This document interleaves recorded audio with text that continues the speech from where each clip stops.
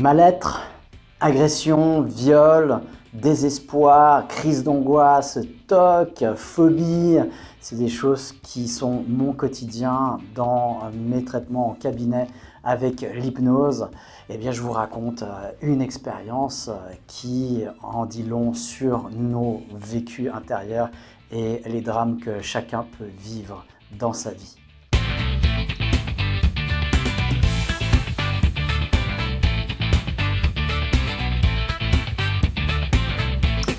Bonjour à tous, bienvenue dans ce Café Hypnose. On parle d'hypnose, on parle de cette pratique, de cette technique et puis d'expériences que j'ai pu engendrer depuis 15 ans que je pratique cette activité de manière professionnelle. Voilà, et donc je vous partage mes réflexions, mes apprentissages, mes découvertes parfois et puis souvent des prises de conscience.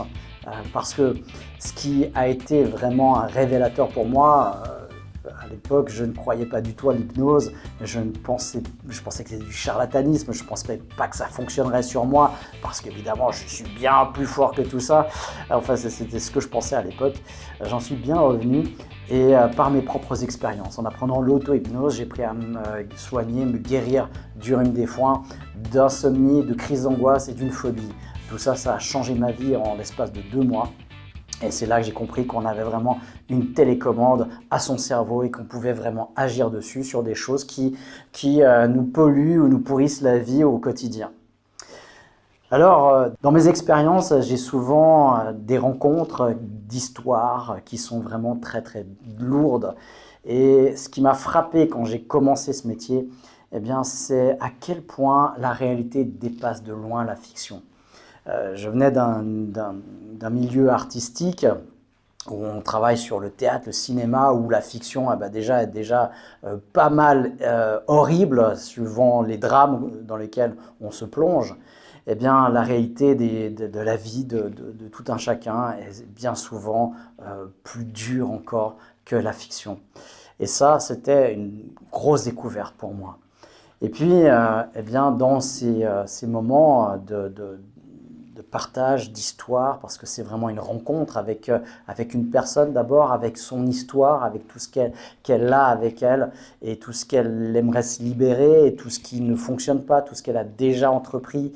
C'est tout un pan de vie qui vient au cabinet et qui se rencontre avec qui je fais cette rencontre. Et dans les cas les plus extrêmes qui m'est arrivé de rencontrer, dernièrement d'ailleurs encore plusieurs fois, des cas de viol, des cas d'agression violente, extrêmement violente, j'ai observé par la force des choses en travaillant en hypnose avec les personnes que ces personnes-là arrivaient plus facilement à pardonner à leur bourreau qu'à elles-mêmes en réalité.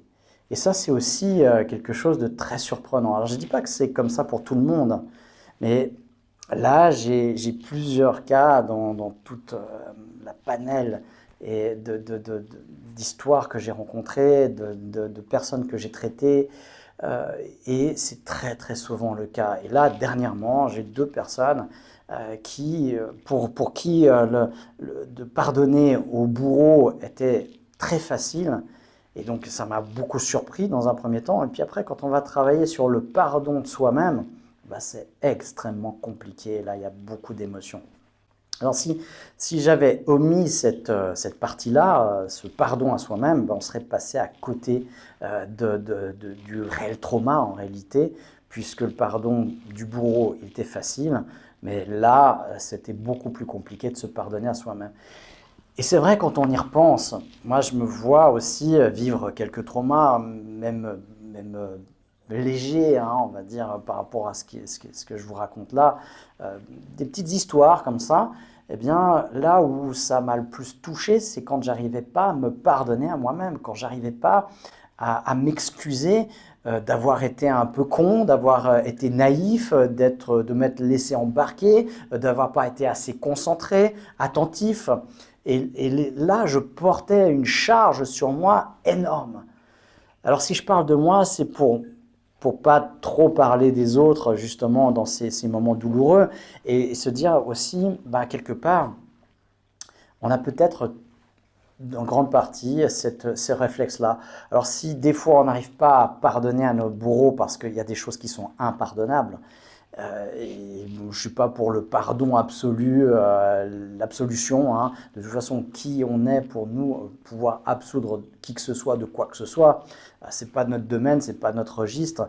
Nous, on peut pardonner pour simplement se libérer de cette relation, se libérer de ce passé. Alors, voilà, si on l'entend pardon comme absolution, c'est impossible. Si on entend pardon comme libération, c'est envisageable. Mais ce que je me rends compte vraiment, c'est ce pardon à soi-même, d'avoir été vulnérable. Une fois, on est plus intelligent après qu'avant. Et donc, d'une fois ça s'est passé, eh bien, de se pardonner de ce qu'on était avant, de ne pas avoir su, de ne pas avoir été préparé, de ne pas, de pas avoir été préparé à cet événement traumatique. Et ça, c'est la plus grande difficulté à traverser, c'est la plus grosse douleur que j'ai pu constater, même pour les personnes qui avaient de la difficulté à pardonner.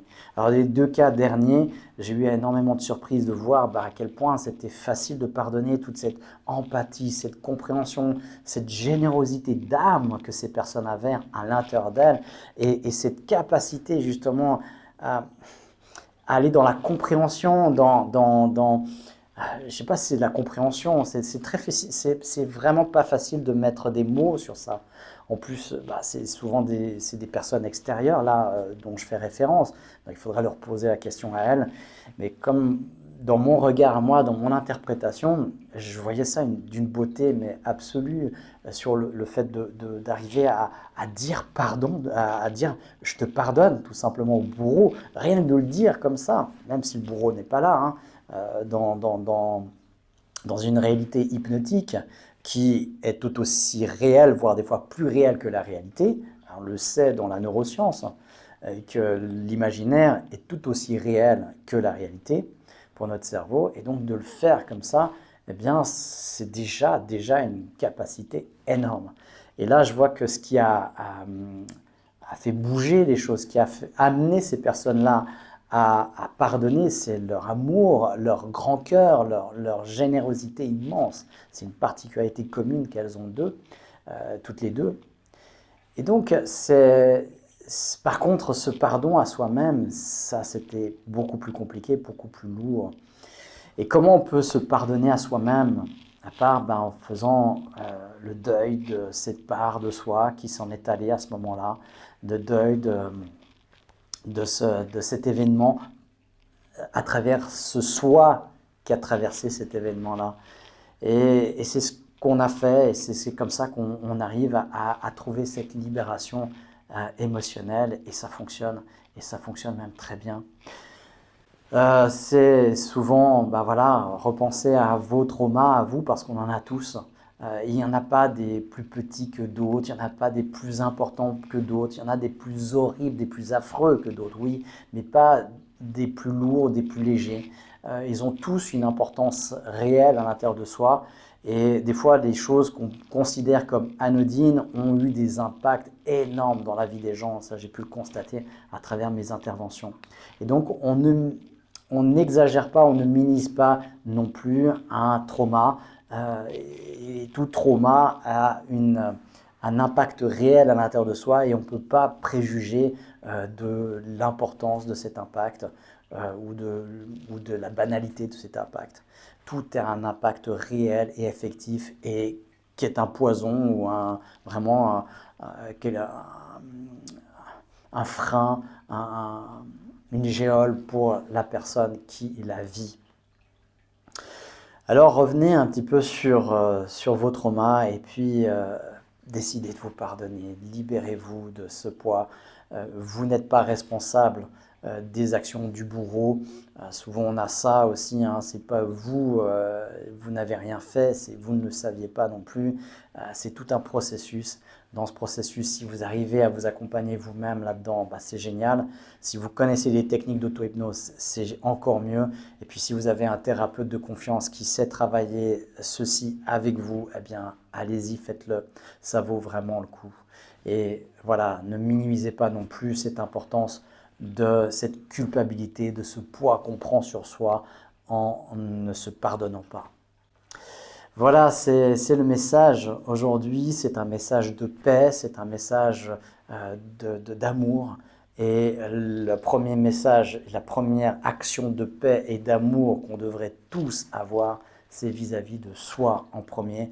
Et c'est ça, c'est uniquement ça qui permettra d'harmoniser nos relations et de pouvoir donner de l'amour et du pardon ou de la légèreté autour de soi. Voilà, sur ce, eh bien, je vous souhaite une excellente semaine.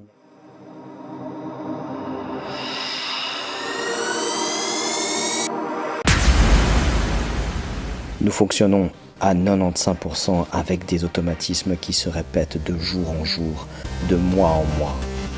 Le changement, ça s'apprend. Hypnose. Coaching, PNL.